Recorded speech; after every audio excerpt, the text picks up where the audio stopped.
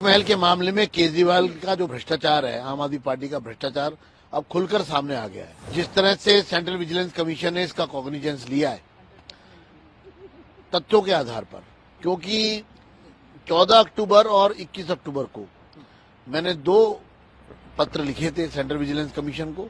आसपास के बंगलों तोड़कर उसमें खाली करवाकर और टाइप 5 8 फ्लैट्स खाली करवाकर शीश महल से उसको अमलगमेट कर दिया गया, उसमें मिला दिए गए। शीश महल के मामले में केजरीवाल का जो भ्रष्टाचार है, आम आदमी पार्टी का भ्रष्टाचार अब खुलकर सामने आ गया है। और जिस तरह से सेंट्रल विजिलेंस कमीशन ने इसका कॉग्निजेंस लिया है तथ्यों के आधार पर, क्योंकि 14 अक्टूबर और 21 अक्टूबर को मैंने 2 पत्र लिखे थे सेंट्रल विजिलेंस कमीशन को। और 14 अक्टूबर के पत्र में मैंने लिखा था कि जो ये शीश महल है, जो 6 फ्लैग स्टाफ रोड है, ये तो 10,000 गज से कम ओरिजिनल ये है, लेकिन आसपास के बंगलों तोड़कर उसमें खाली करवाकर और टाइप 5 8 फ्लैट्स खाली करवाकर शीश महल से उसको अमलगमेट कर दिया गया, उसमें मिला दिए गए और ये 50,000 गज के करीब चला गया। तो इसका ना तो लेआउट अमेंड हुआ है अभी, वो जो मिलाया गया सारा, जो 50,000 गज का पूरा एक एम्पायर बनाया गया, वो पूरा गैर कानूनी है। जो भवन बनाए गए वहां पर वो भी गैर कानूनी है। दूसरी 21 अक्टूबर को जो पत्र लिखा उसमें मैंने लिखा था कि किस तरह से करोड़ों रुपए के ऐशो आराम के महंगे जो लग्जूरियस आइटम्स खरीदे गए हैं और वो भी किसी नियम कानून के तहत नहीं, और वो कहां से आए, और दूसरा जो सरकार ने खरीदे वो और उसके अलावा भी जो वहां पर थे वो कहां से आए। तो इन दोनों मेरे पत्रों पर सेंट्रल विजिलेंस कमीशन ने सीपीडब्ल्यूडी को एक फैक्चुअल रिपोर्ट देने को कहा।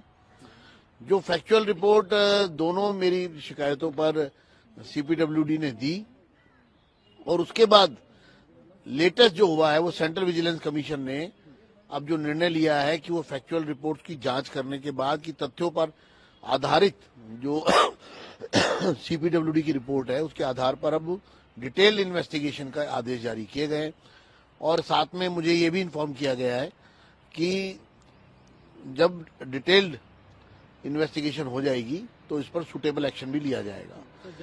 प्रश्न ये है कि पूरे चुनाव से पहले और सदन में भी जब भी हमने शीश महल का मामला उठाया, केजरीवाल जी चुप्पी साध गए, उनकी मुख्यमंत्री चुप्पी साध गई, सदन में बात तक नहीं करने दी गई। एक तरफ जब पूरे देश की, दिल्ली की जनता जानना चाहती है कि जो लोग अपने आप को कट्टर ईमानदार और आम आदमी कहते थे वो कट्टर बेईमान और सबसे खास आदमी निकले। इतना बड़ा बंगला, इतना बड़ा एम्पायर, तो मैं, और अभी तो इसमें और भी बहुत सी जांच बाकी है, क्योंकि जो शीश महल दिखाई दे रहा है खाली इतना नहीं है, वो उसके साथ वहां पर कई टावर बन रहे हैं जो अधूरे पड़े हैं, उन पर भी करोड़ों रुपए खर्च हुए। वो टावर जो बन रहे हैं नए, उनमें क्या होना था, क्या बनाया जा रहा था, उसकी भी पूरी जांच होनी चाहिए। और इस पर सेंट्रल विजिलेंस कमीशन ने आदेश दिए हैं सीपीडब्ल्यूडी को कि इसकी कंप्लीट जांच कीजिए, एक डिटेल जांच कीजिए। मैं सीवीसी के इस कदम का स्वागत करता हूं। सेंट्रल विजिलेंस कमीशन ने इस पर कॉग्निजेंस लिया है। दूध का दूध और पानी का पानी होना चाहिए और ऐसे दोषियों को जेल भेजना चाहिए। इनके खिलाफ सख्त से सख्त कार्रवाई होनी चाहिए। जिन्होंने दिल्ली की जनता को ठगने का काम किया, विश्वास तोड़ने का काम किया, ये विश्वासघाती लोग हैं, इनको बख्शा नहीं जाना चाहिए। जिन्होंने दिल्ली को 10 साल बेहाल किया, दिल्ली की तमाम, आप सोचिए बारिश में क्या हुआ था, इन्होंने कोई काम नहीं किया, सिर्फ और सिर्फ भ्रष्टाचार किया। और एक तरह का भ्रष्टाचार नहीं, हर तरह का भ्रष्टाचार किया है। और मैं चुनौती देता हूं केजरीवाल जी को और उनकी पार्टी को। महल के मामले में केजरीवाल का जो भ्रष्टाचार है, आम आदमी पार्टी का भ्रष्टाचार अब खुलकर सामने आ गया है। जिस तरह से सेंट्रल विजिलेंस कमीशन ने इसका कॉग्निजेंस लिया है तथ्यों के आधार पर, क्योंकि 14 अक्टूबर और 21 अक्टूबर को मैंने 2 पत्र लिखे थे सेंट्रल विजिलेंस कमीशन को। आसपास के बंगलों तोड़कर उसमें खाली करवाकर और टाइप 5 8 फ्लैट्स खाली करवाकर शीश महल से उसको अमलगमेट कर दिया गया, उसमें मिला दिए गए। महल के मामले में केजरीवाल का जो भ्रष्टाचार है, आम आदमी पार्टी का भ्रष्टाचार अब खुलकर सामने आ गया है। और जिस तरह से सेंट्रल विजिलेंस कमीशन ने इसका कॉग्निजेंस लिया है तथ्यों के आधार पर, क्योंकि 14 अक्टूबर और 21 अक्टूबर को मैंने 2 पत्र लिखे थे सेंट्रल विजिलेंस कमीशन को। और 14 अक्टूबर के पत्र में मैंने लिखा था कि जो ये शीश महल है, जो 6 फ्लैग स्टाफ रोड है, ये तो 10,000 गज से कम ओरिजिनल ये है, लेकिन आसपास के बंगलों तोड़कर उसमें खाली करवाकर और टाइप 5 8 फ्लैट्स खाली करवाकर